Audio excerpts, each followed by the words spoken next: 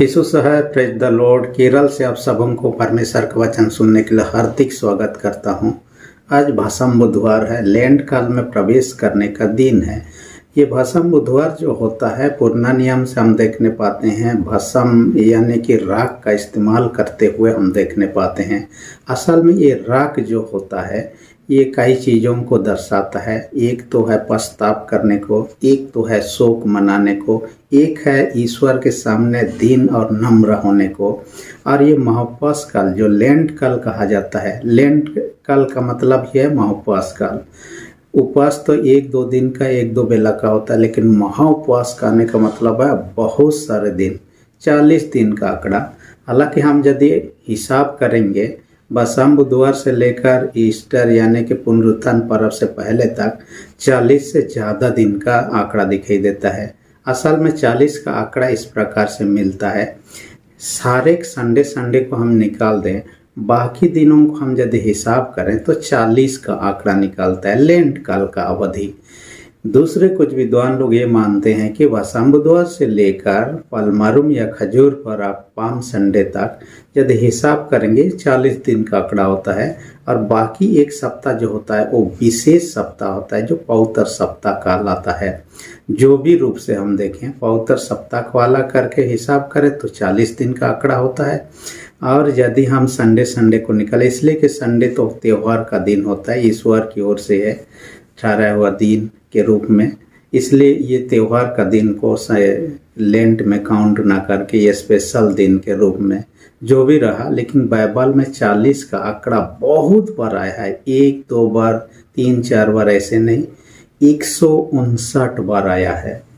और ये पूर्णता को दर्शा है। कोई भी काम के लिए तैयारी की पूर्णता, कोई भी काम पूरा होने की पूर्णता, या तो किसी चीज़ में परिवर्तन लाने की पूर्णता, तो पूर्णता को दर्शाने का काम करता है। तो ये लैंड काल जो होता है हमारे लिए आत्मिक रूप से प्रभु के सामने पूर्ण रूप से सच्चा पश्चाताप करने का, पूर्ण रूप से शोक मनाने का, पूर्ण रूप से हमारे जीवन में आत्मिक परिवर्तन लाने का, ईश्वर के करीब आने का, ईश्वर से जुड़ने का एक विशेष समय होता है।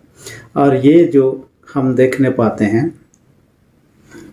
ये आज का पत्री जब हम देखने पाते हैं, पहला यूहन्ना 1 अध्याय उसका 5 से 10 पद में हम देखने पाते हैं यीशु मसीह जो लहू बहाया, उसके लहू से हमारे सारे पाप धोए जाते हैं, क्षमा किए जाते हैं।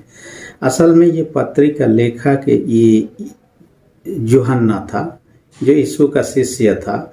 और उसके बारे में पत्री में चर्चा नहीं है कि यूहन्ना ने लिखा, परंतु यूहन्ना का एक शिष्य था जो बाद में बहुत ही विशेष व्यक्ति कलीसिया इतिहास में बना, जिसका नाम है पॉलीकार्प।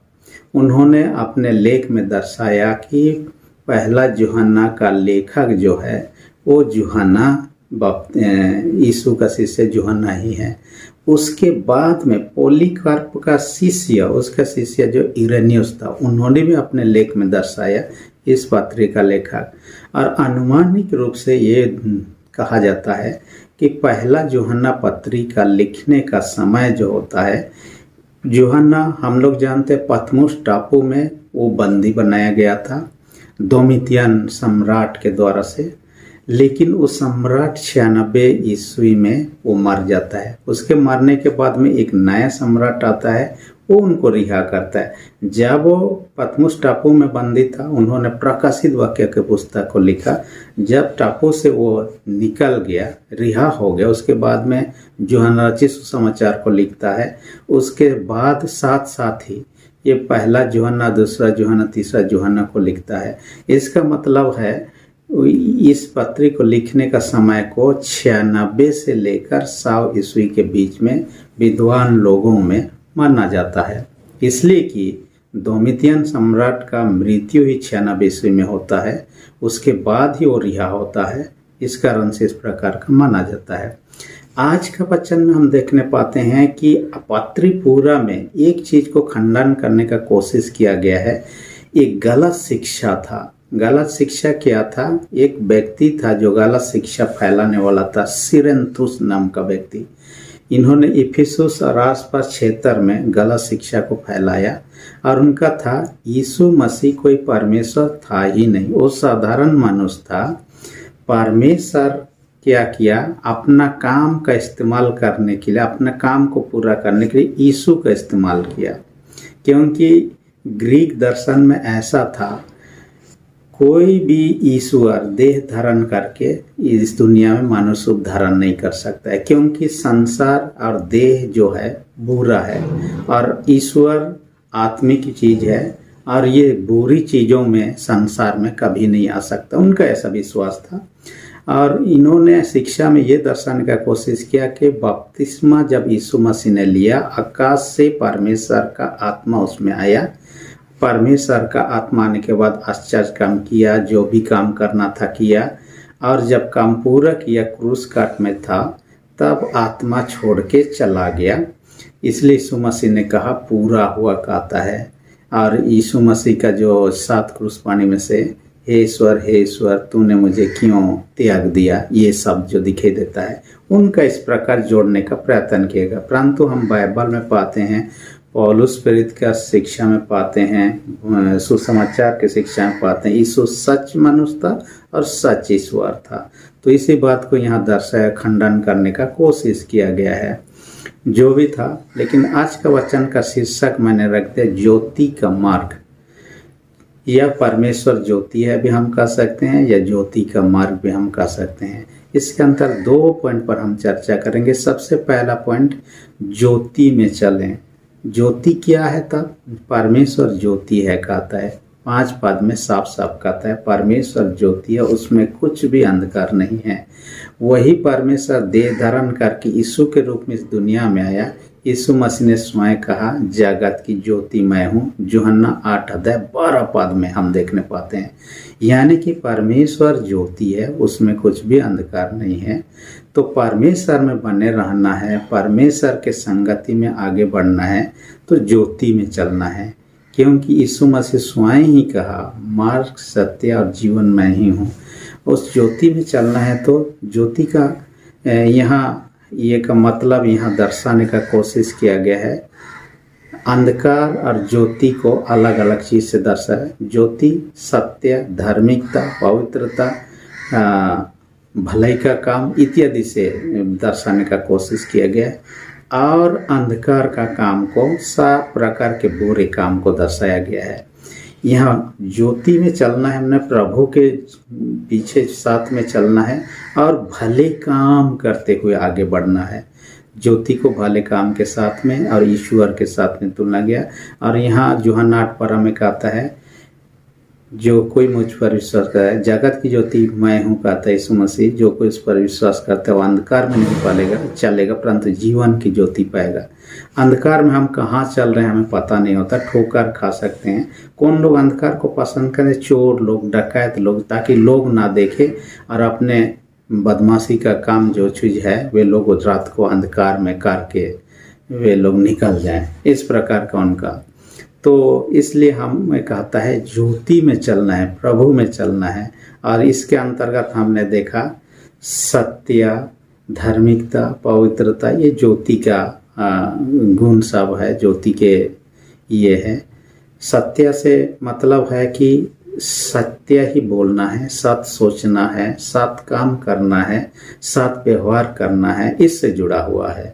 हालांकि मनुष्य होकर पूर्ण रूप से हम सिद्ध नहीं हैं कि हम ऐसे ही व्यवहार करें, परंतु हमें प्रयत्न करना है। मैं बच्चों का उदाहरण कई बार देते रहता हूँ। जब छोटे बच्चे चलना सीखते हैं, 1 कदम 2 कदम चलते हैं, फिर गिर जाते हैं, फिर उठते हैं, चलते हैं, गिरते हैं, चलते हैं, गिरते हैं, फिर एक समय आता है चलेंगे, दौड़ेंगे, फिर गिरेंगे नहीं। इसका मतलब जीवन में कभी नहीं गिरेंगे ऐसे बात नहीं। बड़े होकर भी हम कई बार ठोकर खाकर गिरते हैं, यहाँ वहाँ, साफ दिन तो नहीं होगा परंतु कभी ना कभी। इसी प्रकार का मनुष्य जीवन है, प्रभु के पीछे चलना है। चाहे हम पाप में गिर जाएं, फिर उठ खड़ा होना है, चलना है, फिर पाप में उठ खड़ा होना है, पड़े नहीं रहना है। कोई व्यक्ति ठोकर खाकर रास्ते में हमेशा के लिए सोया हुआ नहीं रहता है, वो उठने का ही प्रयत्न करता है, दूसरे के द्वारा उठाया ही जाता है। वैसे ही आपको मुझे करना है। और ज्योति में चलने से क्या होता है, हम ठोकर नहीं खाएंगे, हमें स्पष्ट रूप से मार्ग दिखाई देगा, रास्ता दिखे, किधर चलना है, क्या करना है, कहाँ करना है। आप लोग देखते हैं समुद्र किनारे सब लाइट्स हाउस सब होता है, यहाँ तक कि कोई आइलैंड या टापू सब होता है, वहाँ पर भी लाइट हाउस सब रहता है। और लाइट हाउस में कोई ना कोई कर्मचारी होता है जो कि लाइट दिखाता है रात्रि के समय में। असल में समुद्र में जब जहाज सब जाता है रात के समय में पता नहीं चलता है कहाँ पर आइलैंड है, टापू है, कहाँ पर क्या चीज़ है। तो ये लाइट हाउस वाला आदमी ऊपर से लाइट दिखाता है जहाज़ों को, जो कि दूर से दिखाई देता है कि किधर उनको जाना है, किधर नहीं जाना है। और लाइट का ये लोग अगुवाई पाकर सही रास्ता में जाते हैं। यदि वो वहाँ पर लाइट नहीं हाउस नहीं होता तो टापू से टकरा जाता, जहाज चकनाचूर हो जाता या डूब जाता। तो उससे बचने के लिए लाइट को उनको निर्देश के रूप में, डायरेक्शन के रूप में, अगुवाई के रूप में फॉलो करना है या उनको अनुसरण करना होता है। आपको मुझे भी वही अनुसरण करना है ताकि हम उस ज्योति के मार्ग में चलते हुए यीशु मसीह जो जीवन की ज्योति है, हमें उस अनंत ज्योति जो स्वर्ग राज्य में अंधकार बिल्कुल ही नहीं है, खाली ज्योति ही ज्योति है, रात का कोई नामो निशान नहीं है, वो अनंत ज्योति में हम प्रवेश कर पाएंगे। दूसरा पॉइंट में कहता है पश्चाताप से क्षमा। यहाँ पर कहता है कोई व्यक्ति यदि ये सोचता है मैंने कुछ भी पाप नहीं किया, मुझ में पाप ही नहीं है, तो व्यक्ति अपने आप को झूठा समझ रहा है, परमेश्वर को झूठा ठहरा है, क्योंकि सब कोई पापी हैं। जो रोमी 3:23 बाइबल बताती है सबों ने पाप किया है। भजन संहिता 14:1-3 पद में कहता है आकाश से परमेश्वर ने देखा ऐसा कोई एक इंसान है, कोई भी नहीं, कोई भी धार्मिक आदमी नहीं है, कहता है। सब पदशक 7:20-21 में आप देखिएगा संसार में एक भी इंसान नहीं जिसने एक भी पाप काम नहीं किया हो। यानी संसार में जितना जन्म लिए हैं सब कोई कुछ ना कुछ पाप किए हैं, और पाप किए हैं तो दंड के भागी होते हैं। तो उससे क्षमा प्राप्त करने के लिए पश्चाताप जरूरी है। बिना पश्चाताप के पापों की क्षमा नहीं है। अब देखिएगा यीशु मसीह को पकड़वाने वाला व्यक्ति यहूदा इस्करियोती था। उन्होंने जान गया कि मैंने गलती किया है, गलती करने के बाद उसको पश्चाताप करना चाहिए, लेकिन पश्चाताप करने के बजाय वो दूसरा गलती क्या करता, आत्महत्या कर लेता है। वहीं पर यीशु का एक शिष्य पतरस था, यीशु को 3 बार इनकार करता है, मैं यीशु को नहीं जानता। जब यीशु का न्याय हो रहा था रात्रि के घड़ी में, यीशु पकड़ लिया गया था, 3 बार इनकार किया, लेकिन जान गया कि मैंने गलत किया। पीछे तरफ, घर का पीछे तरफ चला जाता है, रोता है, पछतावा करता है। तो उसका पाप क्षमा होकर प्रभु उसको इस्तेमाल करता है सेवकाई के लिए। आपको मुझे भी ऐसे ही करना है। पाप चाहे जाने अनजाने हम किए हैं, प्रभु के सामने पछतावा करना है। इसलिए पहला यूहन्ना 1:9 में कहता है यदि हम अपने पापों को मान ले तो हमारे पापों को क्षमा करने के लिए धर्मी और विश्वास योग्य है। और पहला यूहन्ना 1:7 में कहता है यीशु का लहू हमें सब पापों से शुद्ध करता है। जब हम यीशु पर विश्वास करते हैं, यीशु जो क्रूस में लहू बहाए, वही लहू से हमारे सारे पाप क्षमा किए जाते हैं, धोए जाते हैं।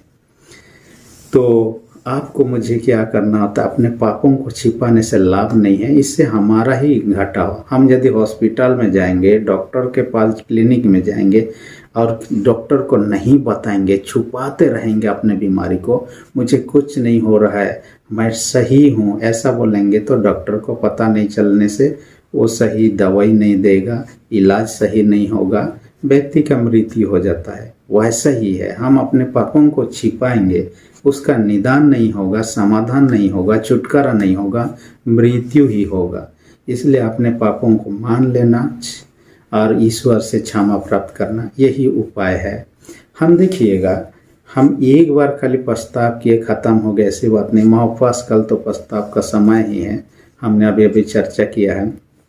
तो हम हर दिन देखिएगा अपने घड़ों को, चाहे वो बंद रहे चाहे खुला रहे, हर दिन कुछ ना कुछ डस्ट रहता है। हम लोग हर दिन साफ सफाई करते हैं, झाड़ू मारते हैं, पोछा लगाते हैं, क्योंकि ये जो वातावरण है, वायुमंडल है, वो ही दूषित हो चुका है। वैसा ही है, ये पूरा दुनिया पाप से दूषित हो चुका है। इसलिए हमारे जाने में अनजाने में हमसे कोई ना कोई पाप हो जाता है। इसलिए हमें पापों के लिए पछतावा करना जरूरी है और क्षमा प्राप्त करें, ताकि उस उद्धारकर्ता जो यीशु मसीह कलवरी के क्रूस पर आपके मेरे लिए, जिसका हम लोग लैंड कल हम प्रवेश कर रहे हैं, उसका बहाया हुआ लहू से हम धोए जाते हैं, तब जाके हम उस राज में प्रवेश कर पाएंगे। परमेश्वर हम सबों के मन आत्माओं को चलाए और उसमें विश्वास में स्थिर रहने में सहायता करे। आमीन। हम प्रार्थना करें। सेनाओं के जीत पिता धन्यवाद देते हैं, वचन के हमसे बातें किया, हर एक सुनने वाले छोटे बड़े सबों को स्वर्गीय आशीष से भर दे। आप ही हमें मार्गदर्शन कीजिए, अगुवाई कीजिए जीवन व्यतीत करने में। जो लोग पिता बीमार है तेरे हाथ में रखते हैं, यीशु के नाम से उनको चंगाई दे। जिनके विश्वास कमजोर है उनके विश्वास को भी दृढ़ और मजबूत कर। प्रार्थना यीशु के नाम से मांगते हैं, आमीन। यदि अब तक आपने मेरे चैनल को सब्सक्राइब नहीं किया, इसी घड़ी सब्सक्राइब कर दीजिए। वीडियो अच्छा लगे तो लाइक बटन को भी दबा दीजिए। धन्यवाद।